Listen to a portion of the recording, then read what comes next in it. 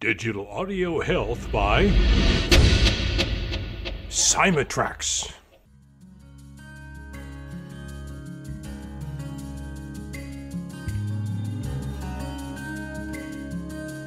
Welcome to the Rhonda Grant Show with your host, Rhonda Grant. If you believe that there is more to life than what you see right now, and you want to find out more, listen in as her guests share their journey and their extraordinary experiences. Now, here is your host, Rhonda Grant. Welcome to the Rhonda Grant Show. Sometimes the universe has a way of placing people or obstacles in your path to help guide and direct you on your mission. Listen in as we discover the path my guest has traveled. Has she been inspired by a calling, crafted her journey, or a bit of both? I invite you to embrace the conversation and to use it to help you to recognize if this is happening in your life. Welcome to the Rhonda Grant Show. Our guest today is Diane Quartly, who is a best-selling author, spiritual mindset coach, psychic medium, and energy interpreter. Diane has used her psychic abilities and connection to spirit to find her way through the agony of loss and grief after a tragic accident. Her book, About a Blue Angel, speaks about the tragedy and how she navigated the most difficult period in her life.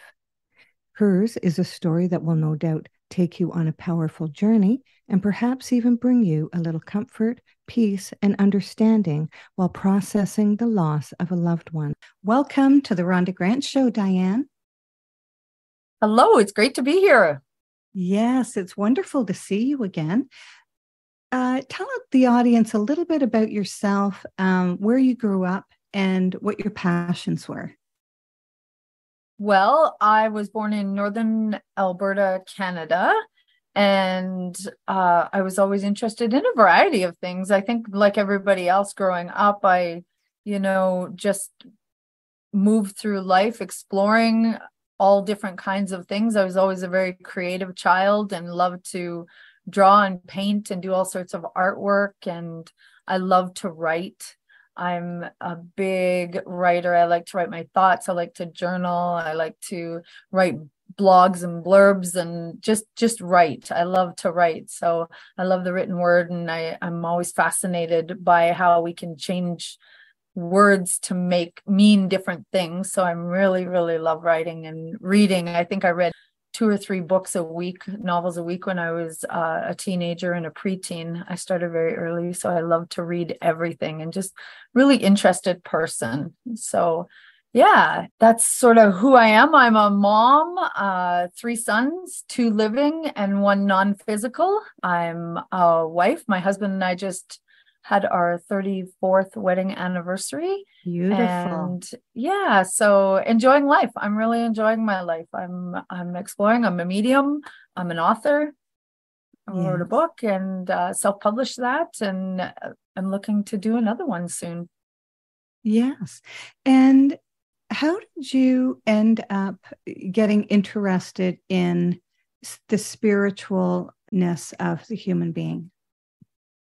I think I was always interested in sort of my inner being. I always say it's very strange. As a child, I was always very connected to myself. Regardless of what was going on in my life, I always seemed to have, my best friend was myself.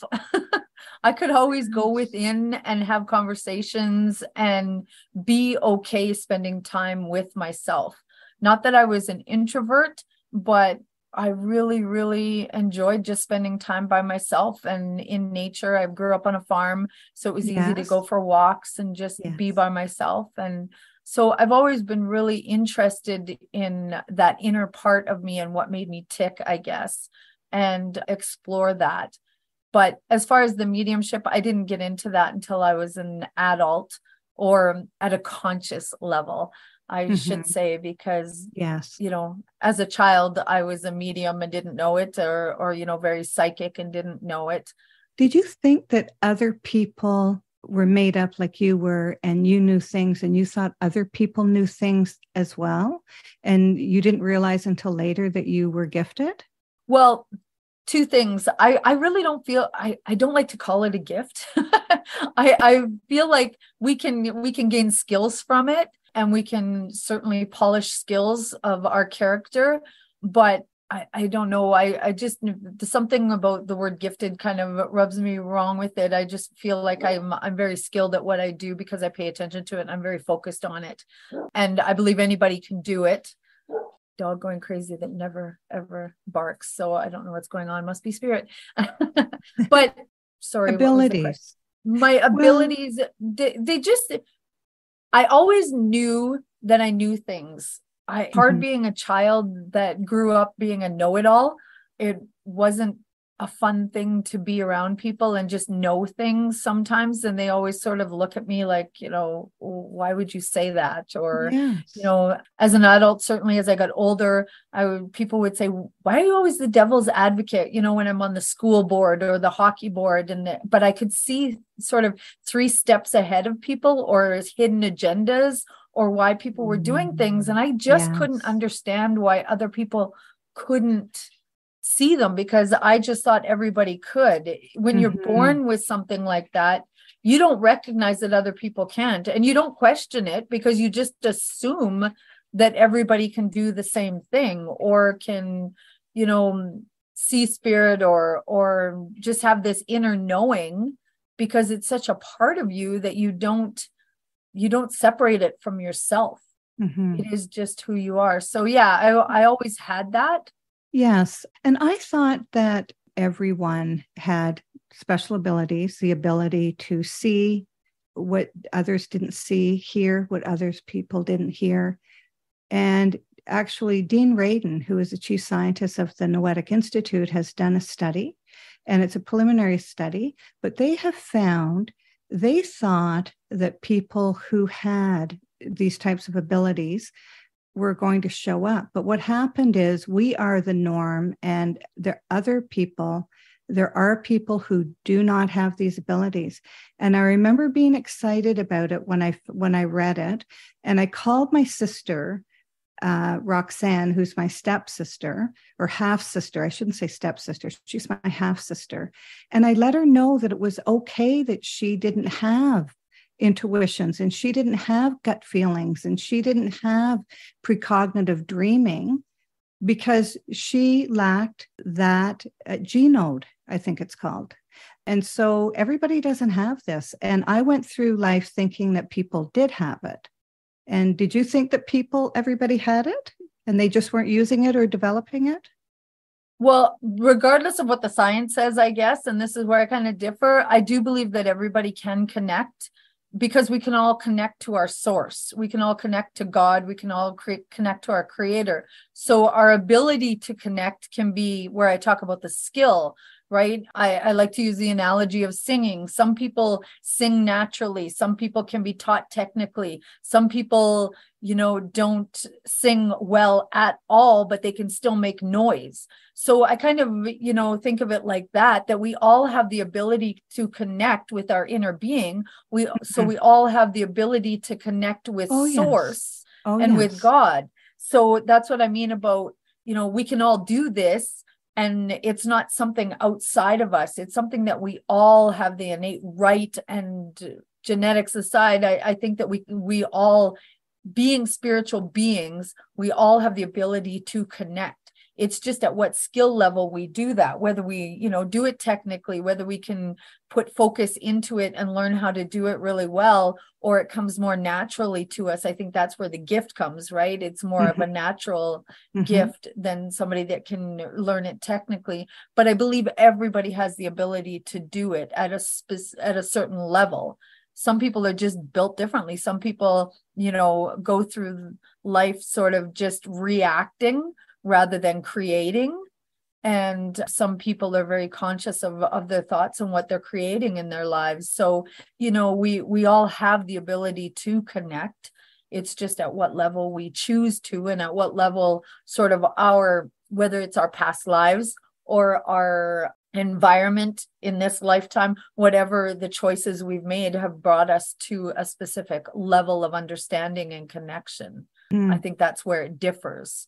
But I think everybody has the ability to do it if they focus and, put their intention into it. Yeah, I didn't think of it that way. I didn't think that people could be taught how to do it. Certainly the soul or the human evolves as they live here on earth.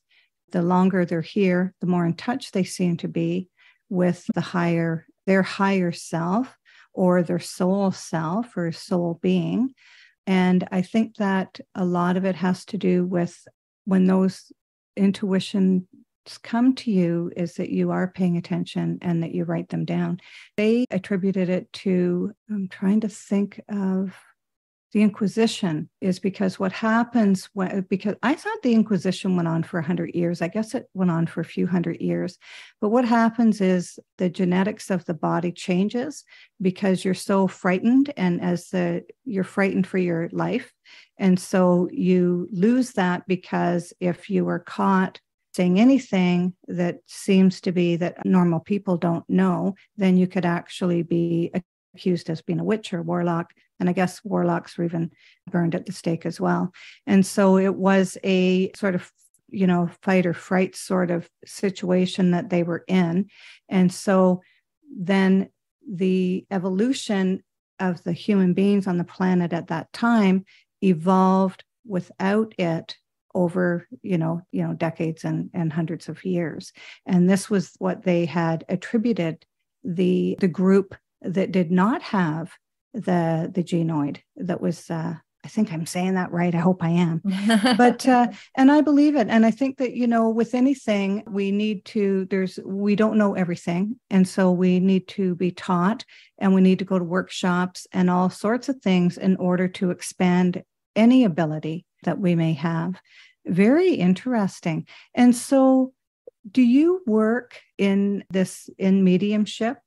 I do. I do several readings a week. And it's funny, when people first come to me, they want me to prove that I'm connecting, and then they want to connect with their loved ones. Usually people come when they're in trauma and want to just have a connection. The second or third time they come to me, it's more psychic, and they want to know what's going on in their lives and how they can improve, or they're just interested in sort of the energy work part of it. But certainly, I hope I do a good enough job when they come the first time that they trust the process and they trust that they can connect. And I give them some tips and tricks to, work with their people on their own so that they don't need a medium. They can actually connect and, have those conversations with their loved ones on their own. Yes. And do you find that a lot of the work that you do is people who want to connect with their loved ones? Absolutely. I think a lot of times the trauma or the incident or whatever they're going through that sort of puts them on the path brings them to me in the first place, and delving into the world of spirituality. And I'm certainly doing a lot more readings with men coming to see me, and it's so interesting because they're so open and they're curious and they just want to know. It's almost like they're giving themselves permission. I think anybody that comes to me, it's like they're giving themselves permission to open up the conversation and really start to learn and delve into what they actually believe. Because of whether they've been indoctrinated into a specific religion, there's certainly those people that are, because of their environment, have certain beliefs. And then there's other people. I always talk about my parents. I was born into the perfect family because I didn't have any sort of religious indoctrination. Certainly, through school, we had the Christmas pageant, and, I heard about Mary and Joseph and, that kind of thing in school, which I think was really important, just in the fact that it gave kids, especially, a sense that, there is this other part of me, right? We didn't just leave them hanging like we do now, because there's no religion allowed in school or anything. So kids are left hanging. They have this, we're taking care of their mind, we're taking care of their physical body, but spiritually we're just, we better not talk about that. And all these kids, at least, like I said, it may not have been whether it was a Christian religion or what it was. I had an idea that, there's this other piece of me that can connect outside of the physical and my thinking brain.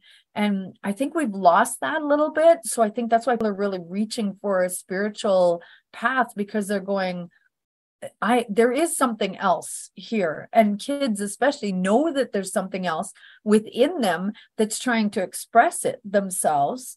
But if you don't give them sort of a platform or even tell them anything about it, then they just don't know what it is. They can't, we're human. We like to put labels on things. We like to, understand and put them into a category. So if we have kids that are being raised without any kind of thought or discussion about spirituality, we leave them hanging. And I think that's a shame. We need more people to stand up and talk about it. Yes. And I guess that then it goes into the family unit, and it depends on the conscious level of the parents. And if parents, because, and you probably did too, is because you are anchored in these abilities. I looked for if my children were, and both my children are, and also my husband. Like I'll say, I was thinking, that we should go to dinner tonight or something. He goes, I was just thinking that like a few minutes ago. So did I pick up on his thoughts? Did he pick up on my pre-thoughts? And I've also heard that husband and wife can actually dream the same dream or be in each other's dreams while they sleep at night. I've also heard that. I've had a lady on the show that has happened to her. And I think that if we learn more, and of course, we're going into the age of Aquarius, and which is the evolution. There's a whole shift in human consciousness. And I think that people are still waking up, and they're still, figuring out, and is it okay? Because, right before I published my book, I was really nervous because I talked about the special abilities in my book. And I almost went under a pen name because I wasn't sure that I wanted people to know, because I can't read minds. Yes, my husband's, but sometimes because we just, because we live in the same household, we work together as well. But because people want sovereignty, right, over themselves. Yeah. And so I almost went under a pen name, and I didn't, which I'm really glad I did. And people embraced it. People were hungry because they found themselves in my book, because I talked about these different things. So these types of books, and there are many of them, help people believe that this is okay, because not everybody has them even looking to even develop them. They're just happy the way they are. They're concrete, and they just don't want to know anything more than what they know right now. You have a book, Diane. And what is the name of your book that you have published? So a self-published book. It's a memoir, and it's called About a Blue Angel. And it's the story of my son's journey from life to the afterlife, and my journey sort of in stepping into mediumship after his death. So yeah, I would love for people to read it and let me know what they think about it. It starts out telling Travis, as my son, his story. Yes. And then it's sort of after his death, sort of my journey. And then at the end of the book, I do channel some conversations with him. So you get kind of a little bit of everything in the book. It's a quick read, but you do get quite a bit in the book. So it's a good book for somebody who is grieving the death of someone, to open up that conversation, like we talked about, having conversations about it, and just sort of exploring their own beliefs when it comes to spirituality and death and grief. And that is a real challenge, isn't it? It is something you had talked about before, about, your connection with your husband and everything. I like to think of things in really simple terms. And I think we're all energy, we're all vibration. So it makes sense that if your environment, if you're very closely connected with your loved one, there's some people that are husband and wives or partners that live very different lives. So they're, they sort of come in and out of each other's vibrational energy and frequency. But people that, work together. I know my husband and I, we have several businesses, but we work very closely together. We're together all day, every day, or quite a bit every day. So we're very much in each other's frequencies. So Yes. it only makes sense then that we would pick up on and, dream together and have the same thoughts and sort of, because our environment is so closely connected, we're in that frequency. So it's like we're listening to the same song, and sometimes you sing the lyrics together. It's kind of like that. You're both listening to the same song, you're listening to the same station, and every once in a while you come together and you can sing the song together, and you can, say the lyrics together because you're so closely connected. So I like to think of it that way. And then, our environment does matter, our thoughts do matter, and the way that we sort of maneuver through life matters that way. And I think for some people, they go through life, like I was talking about, they just sort of react to life. They don't give themselves permission to kind of make conscious choices so much as just reacting to life coming at them. And I think it's important for us to all sort of, and we are evolving, we are moving, we are opening up, and more and more people are starting to think in that spiritual realm. And I think that's important, because then we can sort of determine our frequency by the choices that we make and the thoughts that we think, and which will determine our actions and reactions. So yeah, I think it's really important what we think about and what we do, and how we maneuver through life by our choices. Well, and I think that people who are reacting to life, I really don't believe they know another way. And so hopefully they're listening to our podcast so that they can kind of explore that, because a lot of people do go through their life just reacting to their environment instead of not reacting at all. You know what I mean? Because if they're reacting, they're a participant and they want to participate in their life. Of course. And I think that, we get our guides, our angels, our loved ones on the other side. Yes. We're getting inspired thought all the time. And isn't it funny, back in the day, generations before, Yes. we would say that, grandma is very intuitive. That language was allowed. It was okay for grandma to be intuitive. But if you said grandma was psychic or knew things, people would be like, no, right? And I grew up in a home where my father's mother was very intuitive, and grandma just knew things. So I was fortunate that, I grew up in that environment where we just sort of, grandma knows things. She's very intuitive. And we just sort of let it be, because there was nothing telling us there was anything wrong with that in my world. So I was fortunate to sort of grow up in that. And I think more and more people are starting to speak the language a little differently and give themselves permission to say, it is something beyond just intuition. It's a really deep sense of intuition. It's psychic, or we can connect to that inner being. And then if we can connect to our inner being, then why can't we connect to our God, our source, our creator? And then if we can do that, then why can't we connect to a frequency of somebody else in the same way? So I think we're really on a cusp of opening up for more and more and more people to just give themselves permission to delve into that world and think about it a little bit more. I always laugh because I've only actually had a couple people come up to me and say, I think what you're doing is garbage, or I don't believe it. And it's only happened a couple times in my life. And I kind of laugh now, and I always just tell them, that's okay. We'll have the conversation when we're both dead. I don't worry about it. I'm just like, one day you're going to know it. I used to want to prove it. I used to want to have the argument and say, but why don't you believe? And, have that conversation, where now I'm just, I don't know. I think that comes with age and wisdom, where I'm just like, it's okay for you to walk through life that way, reacting. That's your life, your journey, whatever. One day we're both going to get to that point in non-physical where you're going to know everything that I'm saying and more, because I don't know everything. And I honestly just, I connect at a specific level, but I know there's so much more that I will never know until I'm a non-physical being myself, so yeah, I always say, we'll have that conversation then. Well, and I think the audience must be fascinated. And you've said a couple of times, angels, guides.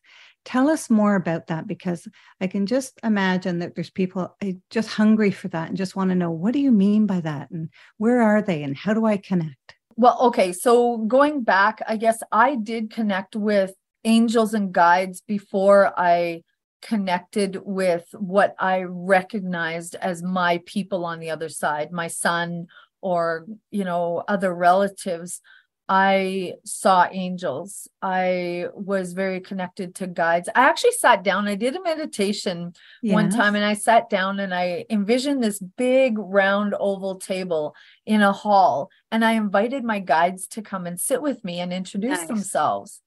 And so I have guides that came and sat down at my table. And when I first started doing mediumship professionally and doing readings for people, I would introduce my guides around the table because that was kind of my way of starting out.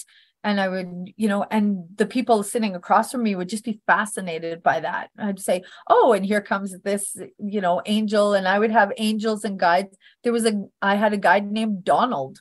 He still sits at my table, and I'm not sure he's an educator. He's very wise, but I don't know where he comes from. He just sort of sits there and he's part of my team. And I don't know much else about him. And then I have, Archangel Michael, Archangel Ariel, and I see them differently. Archangel Gabriel sometimes would come to me as a male energy and sometimes as a female energy. So I would switch that and be Gabriel or Gabrielle how I would speak it. Yeah. And they would come to me differently depending on how they came into the reading. I would get Archangel Raphael would come to me almost like a ball of light above me. Wow. He never sat at my table where Archangel Michael would stand behind me and Archangel Gabriel would sit across from me. So everybody sort of had their space at my table that I introduced them to. Gifted. Oh my gosh. Yeah. It was just, it was, but that was my introduction into the spirit world of consciously connecting. I had, angel visits during the night when I was a kid, and I just thought, oh, it's like a dream, or everybody gets that. I didn't realize, but when I started doing the work and consciously invited them to my table, they all come and they sit in their spot around my table. And that works for me. And I truly believe that they come to me in that form and that way because that's what I asked for. And that's what I prefer. And I like everybody to have their spot. And so that I can connect with them and know where they are. Don't be moving around on me. Well, exactly. And then I recognize their energy from where they're sitting, where they're placing themselves. So I don't introduce my team when people come to visit anymore unless they ask me questions about it. I just they're sitting at my table with me. So, and I have some, I call them come and go guides that come and go. They always stand to the left of me, and they come and go as I kind of need them. I have Seth is one that would come when I was doing more business like things. He always wore these khaki pants and a button down shirt, and he would come. And then I had Claire was a guide that would come in when I needed more of that playful. She was more of like a hippie angel, and she had the bare feet and a very flowing dress, and she would come and I would know that it was time to lighten my world up a little bit. So I really spent some time connecting with my team. And at that time when I first started doing this, I was meditating at least an hour a day. And that's what I tell people. If you want to learn how to do this, if you want to connect, do the work. Take the time and quiet your mind, sit and meditate, however that looks for you, because everybody does it differently. For me, I started meditating by sitting in a corner. I bought this fancy little chair, stuck it in the corner of my guest bedroom, and that was my meditation space. And I just went there every night. I did it in the evening, and I would turn the same CD at the time. It was a CD player, and I would just stick a CD on, and it was the same one every time. And I kind of trained myself to go into that meditative state by using the same music, the same chair, the same position, the same time. Yes. And, just created that because I just felt called to do it. I felt this need to connect. Yeah. And so I set myself up for success, and that's what I did. And it worked for me fantastically. When it comes to past lives, do you have experience with that? I do. I've done a couple of past life regressions. I haven't led anybody through a past life regression, but I have had past life stuff come up through a reading, and I've done a couple on my own, which one was super interesting. Because I had said before, I'm not very indoctrinated into any kind of religion or anything. Yes. I was having this past life regression, and I went back to a time of Jesus, and I was sitting in this room and I was talking to Jesus. Mhm. And then I moved to this place and I kept talking about the Essenes. And I didn't know what those were. I had no idea who the Essenes were. Mhm. And I spoke about the Essenes, and I spoke about things that were going on and who they were and the teachings.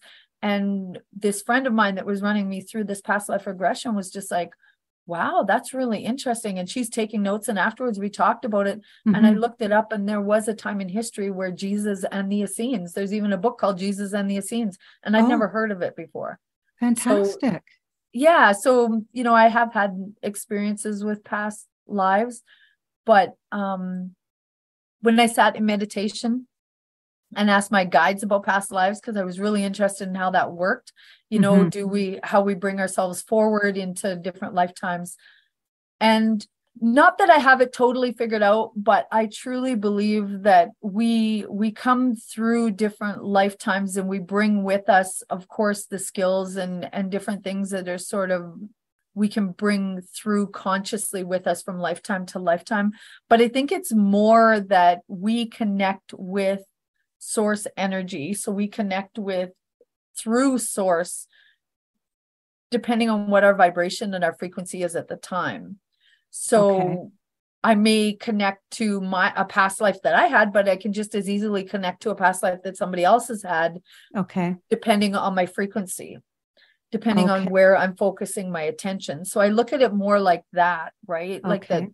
And two people can have the same past life because we can both focus on that frequency and connect to that lifetime.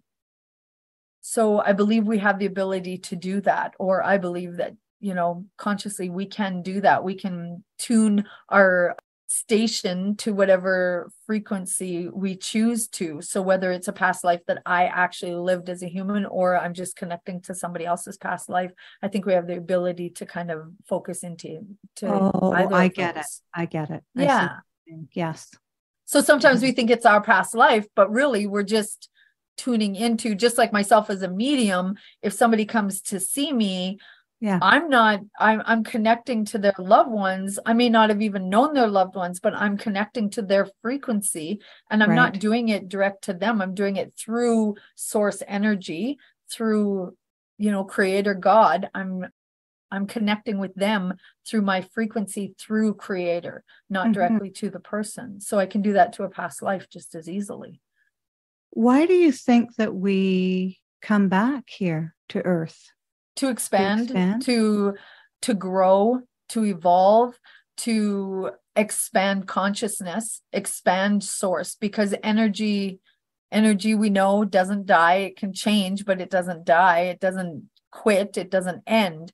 So I believe that source, and I like to think of it in form of source energy, because to me Yeah. it's always expanding and always evolving. And by coming into a human lifetime, focusing our attention into a human lifetime, we're expanding source, we're expanding consciousness, we're expanding the evolution of this source energy that keeps growing and evolving.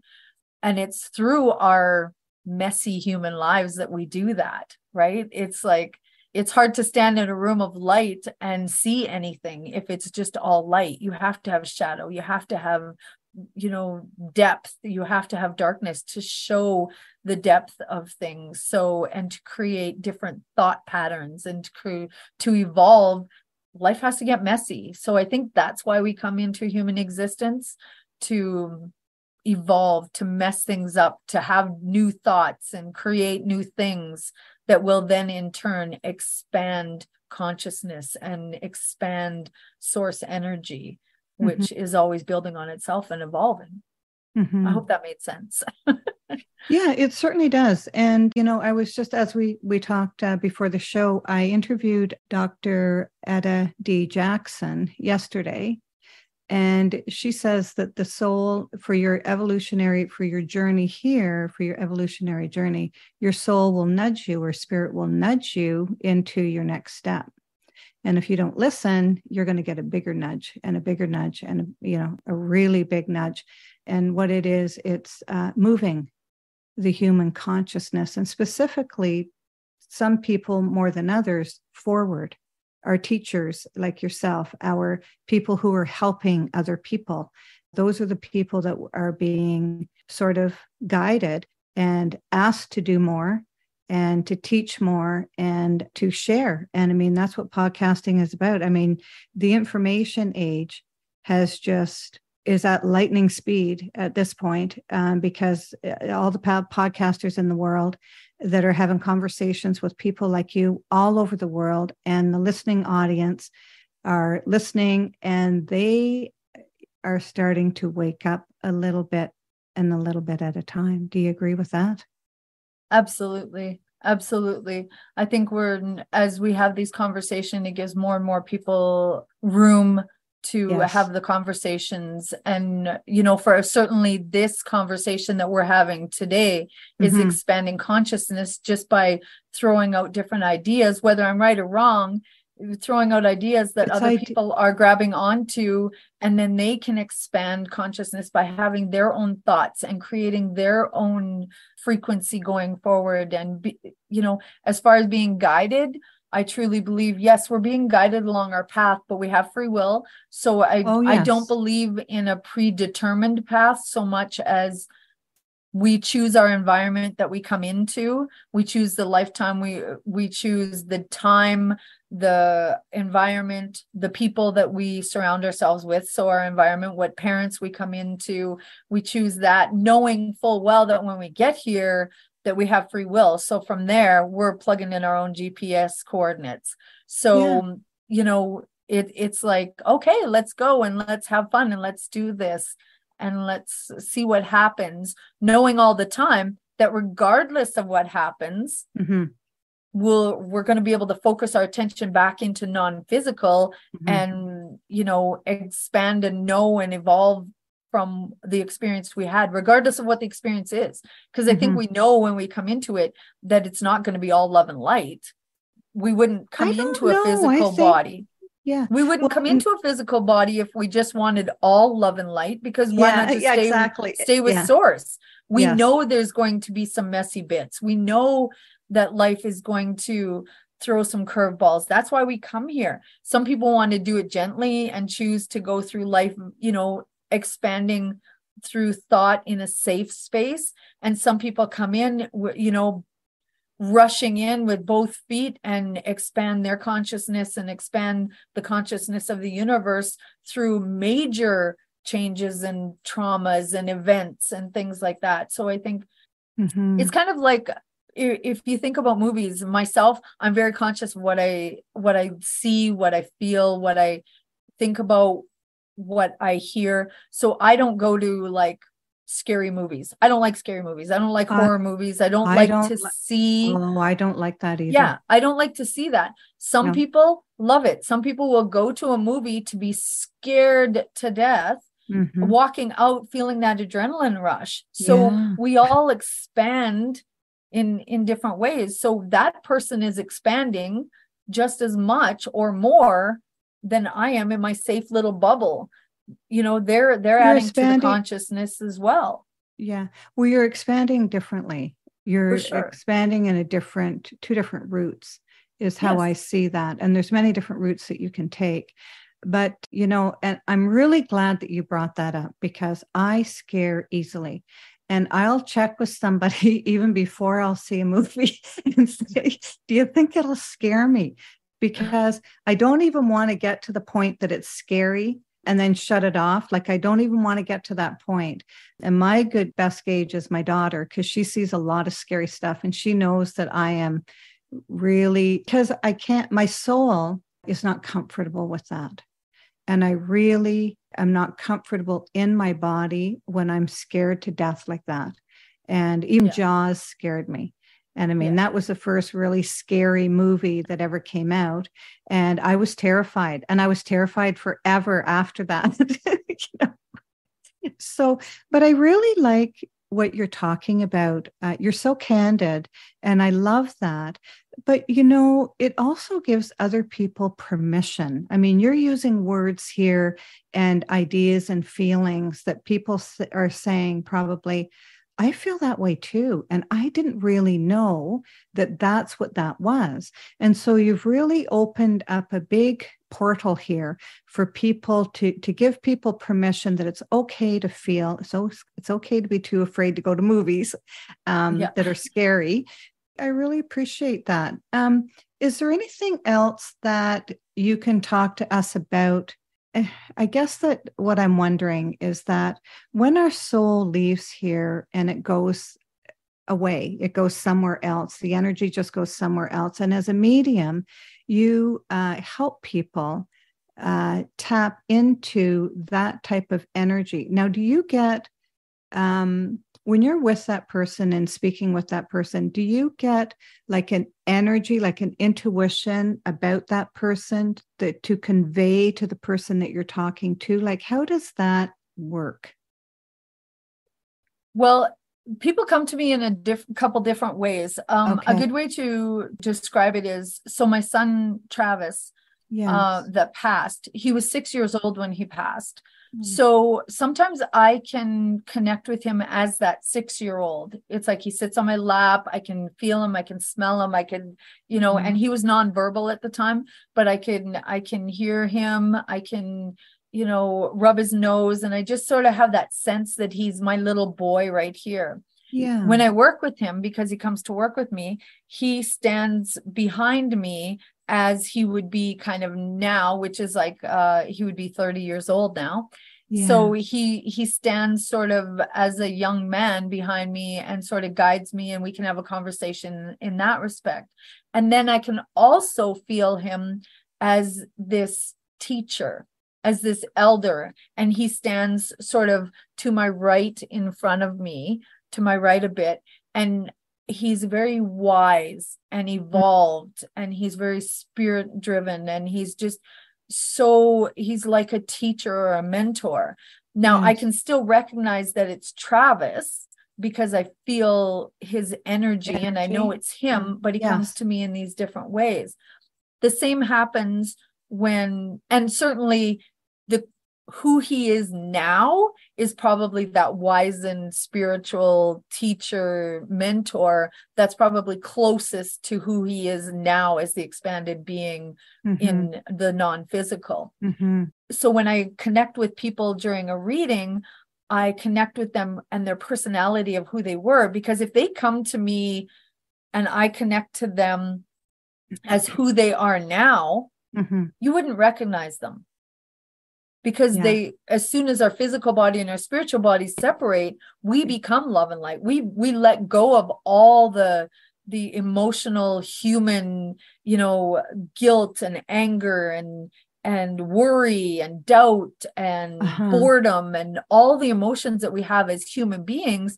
We release all that as soon as we cross into the non-physical. We become this love and light, this expanded energy. So if I'm doing a reading for you and your loved ones come through as they are now, they're going to be somebody that you don't recognize. They had a personality that included negative things. They included frustration and insecurities and, you know, anger.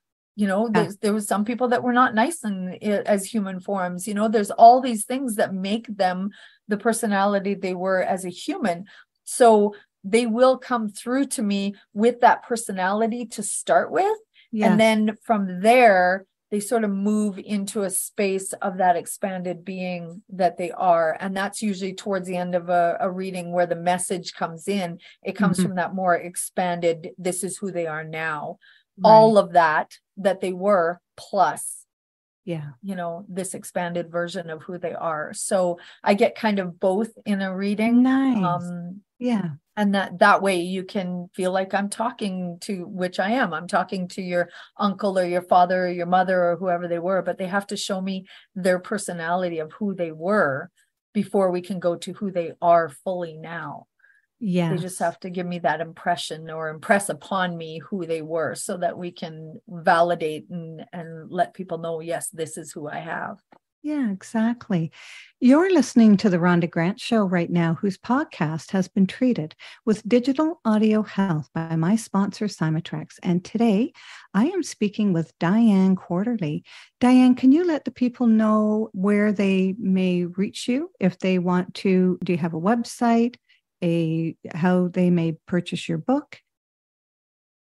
So my book is on Amazon, About a Blue Angel. Mm-hmm. And the easiest way to get a hold of me, I am on Facebook, Instagram, LinkedIn, but it's just all under my name. So Diane Quartly, Quartly, and Diane with one N. So my website, dianequartly.com. Easiest way. Nice. Yes, very nice. Diane Quartly. I said your last name incorrectly, didn't I? Well, now I know most your people last do. name. Most people say Quarterly, and that's okay. Yeah. But yeah. No, it's good to know because it's the spelling that's important, and they have to be able to reach you. So thank you for clarifying that. I really appreciate it. Yeah, do you problem. feel that you've been called to your journey, crafted it, or a bit of both?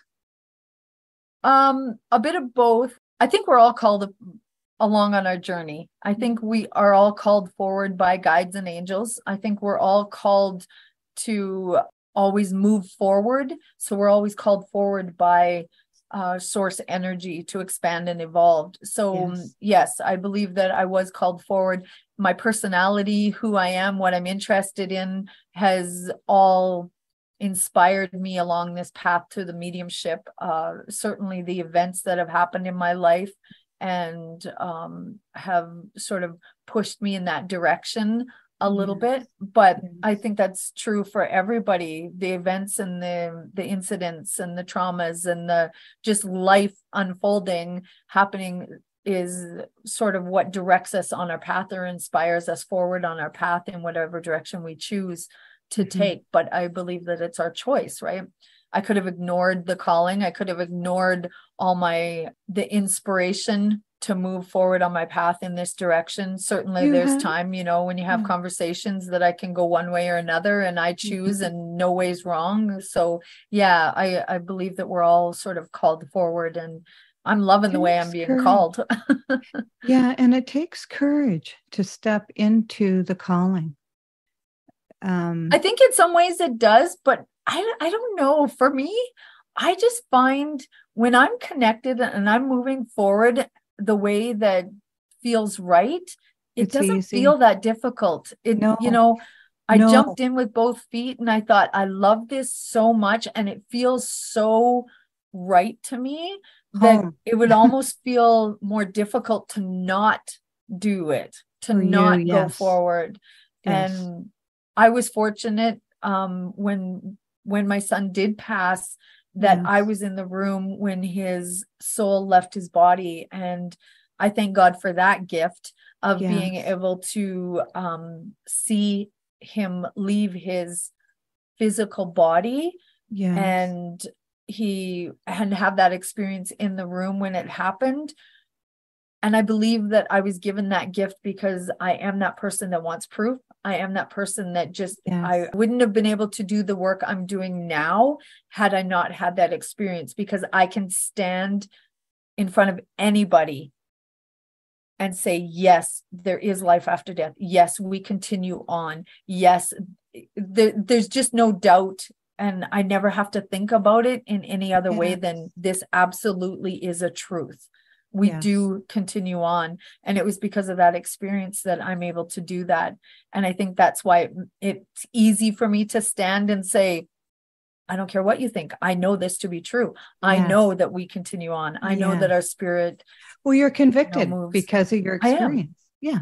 I am. Yeah. There's just no question to me. So it's easy for me to stand in the power of that and move forward with that and say to people, you know, this absolutely, we do absolutely continue on, just in a different form, a different vibration, a different frequency. And we can connect with them. I did. And I'm nobody special. I connected with my son in that room. I got to say goodbye to him at that moment. It was horrible and it was wonderful all at the same time. Mm-hmm. But I did it, and I believe everybody can. Yeah. Mm-hmm. Beautiful. Thank you so much for sharing that with us. What extraordinary discovery have you found in your life? Well, I think that would be it. Probably the discovery that what I knew to be true or felt to be true, through my life as a young child and growing as a teenager, certainly through those teenage years of self-discovery and just becoming the person that I am, but becoming an adult and sitting in that room that day and knowing without a doubt and with 100% certainty that we do move into a non-physical life that continues on, and that we, don't just end. We don't just stop. We do continue, and that we are still involved with our human people. Travis, my son, is still involved with us. He's not missing anything. I miss seeing him see things, but he's not missing anything. He's still very much involved. Yeah. Mm-hmm. I really feel that you've given our audience a lot of hope today, because people in everybody's life, they've lost a loved one. They're about to lose a loved one. And I think that, listening to our podcast, they're going to find comfort in the things that you've talked about today. You've shared yourself at a fantastic level so that it will resonate with the audience. So I really appreciate that. And I thank you so much for being on the show. It's been delightful. Well, thank you so much. And thank you for continuing to have the conversations that I think are so very important, so that we can just speak our truth and throw out ideas and, bounce it off of other people and see what people, and just give people permission to think about. Yes.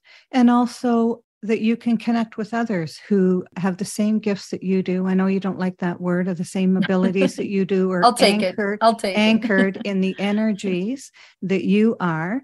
And because we search in our life for people who are like us, so that we can share ourselves with each other and then grow beyond that as well. And so you've gifted the ones who are going to reach out to you because they want to know more, or they're on the same path, the same journey, and will buy your book. And I just love it. Your work is so far outreaching. We don't know the energy that it's going to take wings and help many, many people. And I appreciate you for that. Well, I appreciate you. Thank you so much for having me on. You're welcome. My pleasure. Theme song for the Rhonda Grant Show is Sun on the Water, composed and performed by my friend John Park Wheeler. This is Rhonda Grant with The Rhonda Grant Show, author of Magical Forces Within, Extraordinary Discoveries in an Ordinary Life, inviting you to look for the magical forces within yourself today and every day. Thanks for tuning in to The Rhonda Grant Show with your host, Rhonda Grant. If you would like to find out more information about Rhonda and her upcoming guests and the work that she does, go to her website, rhondagrantauthor.com. That's rhondagrantauthor.com. Digital Audio Health by Cymatrax.